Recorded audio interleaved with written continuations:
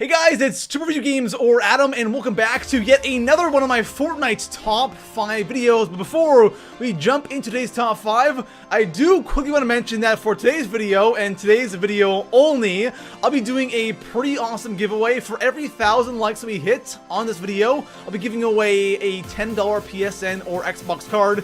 To enter, it's so easy. Drop a like on the video, subscribe to the channel, and comment below what platform do you play Fortnite on. Is it PC, PS4, or Xbox One? And if you have a Twitter account, please attach your Twitter username to your comment. It makes it a lot easier if you win for me to contact you. So last week we went over 5 reasons you're not winning in Fortnite, and when you get to end game in Fortnite, it's like a game within a game. It's kind of its own little thing. Now, getting to the end game can be sometimes difficult as well, and in this video I want to go over 5 reasons why you're dying in Fortnite. There might be some mistakes you aren't aware that you're making, or there might be a certain way you're playing that is really screwing you over. So in today's video, I'll go over 5 common reasons why a lot of people die here in Fortnite. So starting things off here in the number 5 spot, it's really easy, especially for new players, to constantly be playing it safe, and playing it too safe, being too cautious is actually kind of a curse, because if you're somebody that's constantly avoiding gunfights or running away from gunfights, or you land in really remote areas of the map just so you don't have to engage in those battles, you're really hurting yourself in the long run. Because when it comes to it, when you do get towards the end of the game, and even if you play crazy safe, you'll have those matches where you will end up in the top 10, top 5.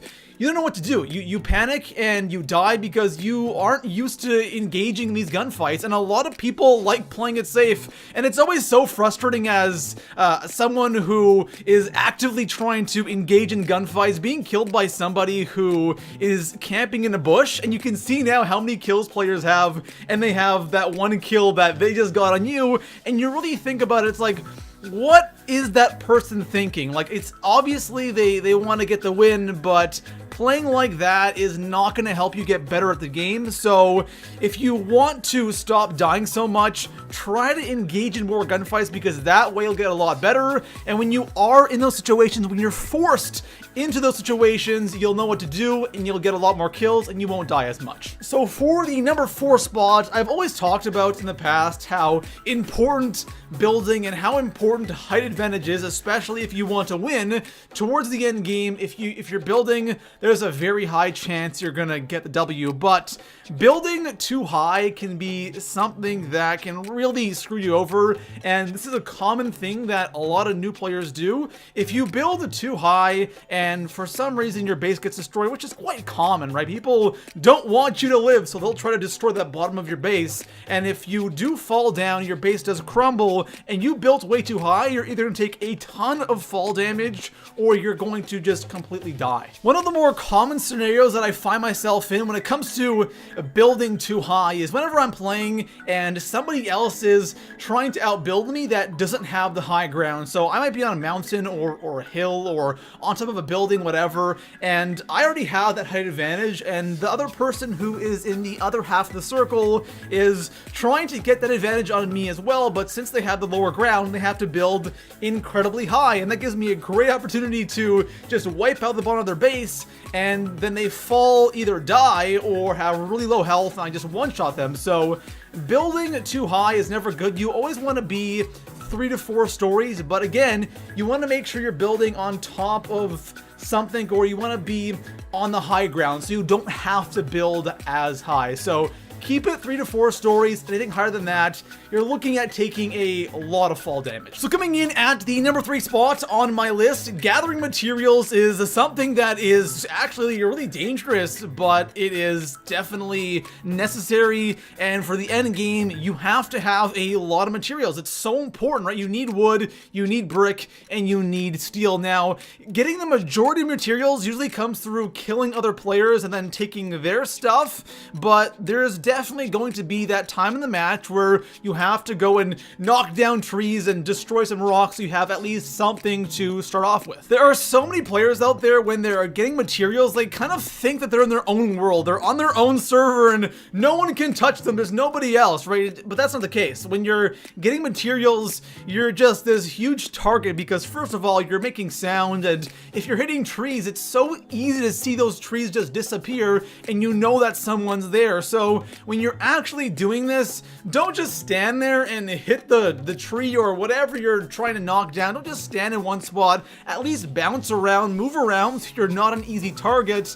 And when you're done breaking something down, instantly take out your gun and look around. Don't just run around with your pickaxe from spot to spot, because if someone does pop out, at least you're somewhat ready and you don't have your pickaxe out. So remember guys, when you are gathering materials, just remember that that is not the only thing you have to focus on. Don't be so locked in and focused on getting that 999 wood. Look around the map, there are other players, and also when you're gonna gather material, do it at the start of the match, because as you progress throughout the game, you're gonna get kills, and there's a good chance that other players are gonna have a lot of materials as well. So you don't need to get 1,000 wood, 1,000 brick at the start of the match. It's definitely not necessary. So coming in at the number 2 spot on my list, we have one thing that is really tough to correct. It's just something that happens naturally, especially if you're new to Fortnite, and that is being nervous, right? Being nervous really wrecks you in this game. The confident player, the more relaxed player, is going to see a lot more kills, is going to die less, and get significantly more wins. And when Fortnite first came out, I was so nervous, especially end game. I just couldn't move. I was paralyzed, so scared. But now that I'm more relaxed and I'm playing an end game, I'm not nervous at all. I just get more wins because I'm not scared to move. I'm not scared to make plays. So I can't sit here and just say, guys, don't be nervous. Relax a little bit. You can't just flip a switch. So you have to get into those situations. You have to get some wins under your belt. When you do that, you'll get more confident, and those nerves will slowly disappear. So coming in at the number 1 spot on my list, the one thing that I think gets people killed every single match, and I experience this every single game I play, people being way too over-aggressive. Now, let me clarify what I mean by that, because I've talked about this before in previous top 5s, and people don't really seem to understand what I mean by over-aggressive. Now, not being over-aggressive doesn't mean just camping, right? There's a difference between being aggressive and then over-aggressive, because over-aggressive can really get you killed. Like, for example, if you have 10 HP and you rush somebody, you might get lucky and get the kill, sure, but you can't do that consistently. You have to know when to rush, when to push, and when not to. Now, of course, this really depends on your skill level at Fortnite, because the better you are at the game, of course, you can pull off these amazing plays, and you can be really aggressive because you know what you're doing, you're experienced, and you're just overall better at the game than the average player. But for the average player, this can be kind of a fine line, right? You have to know when to push and when not to push, because there are times where you absolutely have no choice. Either you rush or you die. But then there are times where you can make a decision. You can either sit back and kind of wait out a situation, or you can just rush up there and you know you're taking a big risk. When I play Fortnite, I definitely do my fair share of rushing. I do my fair share of sitting back. Of course, again, it depends on the situation, but I always die more when I'm rushing. Not significantly more. I do get a fair share of kills while rushing, but when I'm being rushed, I definitely get significantly more kills than deaths. And when I actually do die, I can really say, hey, that guy really outplayed me. He was way better than me. Or, of course, you know, the other player just gets that crazy lucky headshot. But the point is, guys, when you're being rushed in Fortnite and you're getting all these kills, sometimes you can just really tell when someone's being really over aggressive, and you know that they're not there with their skill level. Again, there are players you can see that that's kind of natural for them and they're good at it, and there's players who are just doing it because why not, right? They might see other players, especially on YouTube, going, wow, you know, they're really good, they're aggressive, let me mimic that, and it doesn't really work out all that well for them. So there we have it, guys. Those are 5 reasons you're probably dying a lot here in Fortnite about Battle Royale.